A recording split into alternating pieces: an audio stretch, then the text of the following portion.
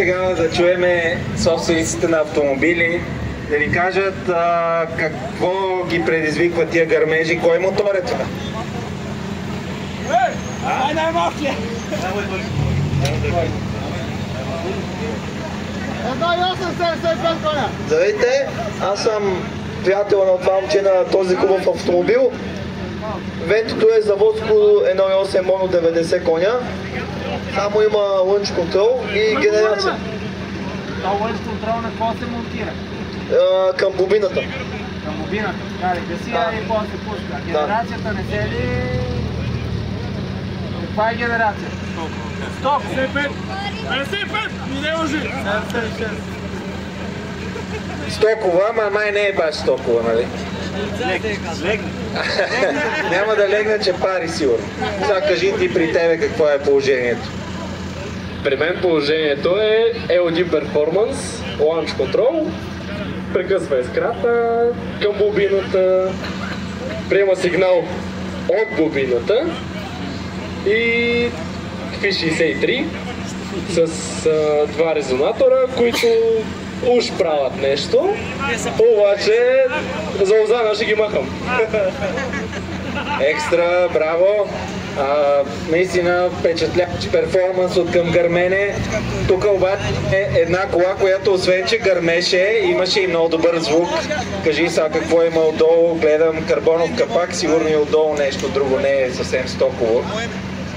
Аз съм Деймир Доцев, колата е 3.2 бензин, не се произвежда с този мотор, всичко е сменено.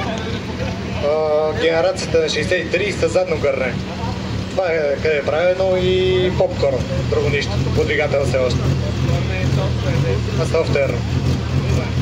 Софтуерно супер, много добре изглежда автомобила, въобще браво, браво, супер е. И сега да видим и Голф, който се включи в последствие, обаче и той много гръмна. Кажи сега за него. Голфа всичко е правилно към GTI. Мотора все още оригинал няма, чака да съм турбо. 1.601 за момента. За момента, само те остана. Малко модула загря. Това не гърби. С лънч контрол. Къде ги раздават тия лънч контроли? Сега това бе наистина едно много добро шоу. Тук вече без да се шегувам ще ви кажа, че наистина са ни се обадили тук от манастира и са казали, че е прекалено шумно.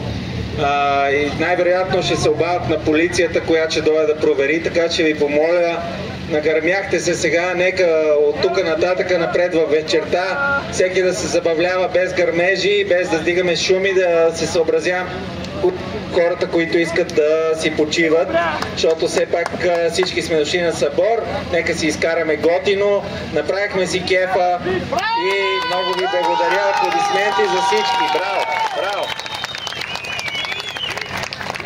Къде е водата, бе? Къде е водата?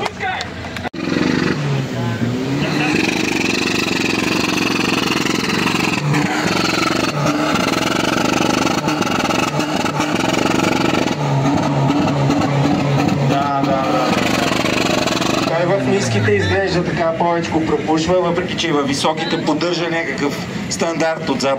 Кажи сега за колата, каква е? Ариел с чип само и направа трава с попкорн. Значи попкорните са много модерни тази година. Ви всички са с попкорни, ние нямаме. Как се слага този попкорн? Я обясни на тия, дето не знаем. Как се слага? Те се знаят хора. Някакъв хардуер слага ли се или само на самия компютър нещо се програмира? Само на самия компютър. На самия компютър. А ти какво включваш ли нещо за да се включи това или? Не, то самия на компютъра. Тоест ти в компютъра като даде прекъсвач и то започва да работи, така ли? Да. Екстра. Я да видим сега следващото Audi A4.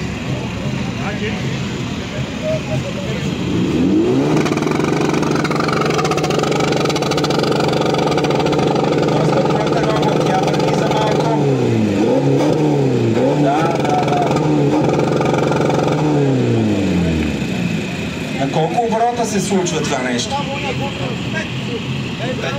На 5. Я кажи ти какво си правил по колата? Малко софтуерно пипано, турбина, дюзи, генерация. При те повече неща има и после първо турбина, дюзи, генерация, после софтуер или обратно? Да, точно така. Ясно, добре. Колко кони е тази кола? И последно беше на 240. 240 от 1.9 TDI. Каква е турбината? Хибрид. Хибрид? Ти си я измислил или някой дет ти я прави колата? Не, малко там между двама собственика е. С една дума, проектите са от двама собственика. Ясно. И ти сега си трети, така ли? Не, по принцип съм монтирал собственика, който ме на вентите. А той се е скрил там, тук да не бие на очи. Ясно, а ти му го правиш. Виж, това е. Да си имаш човек. Супер, сега отиваме тук към един Golf 4 с доста голяма тръба отзад.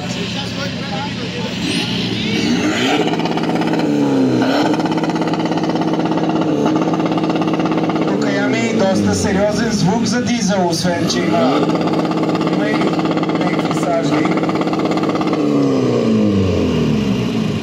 Звучи много сериозно. Тук сме на почти 5000 оборота. Я кажи сега за тази кола какво е правено.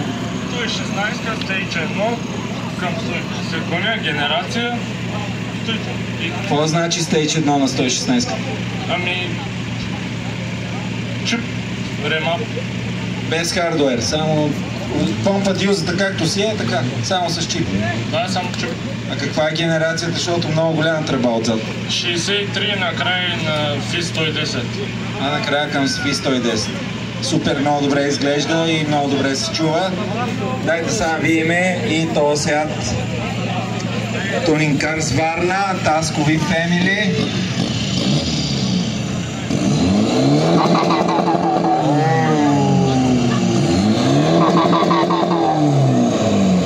Това е много сериозен пушек тук.